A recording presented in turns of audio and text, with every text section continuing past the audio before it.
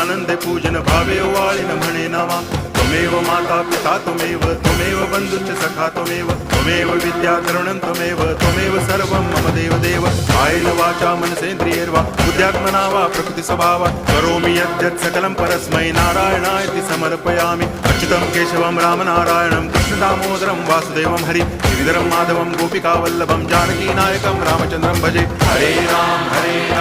Ram Ram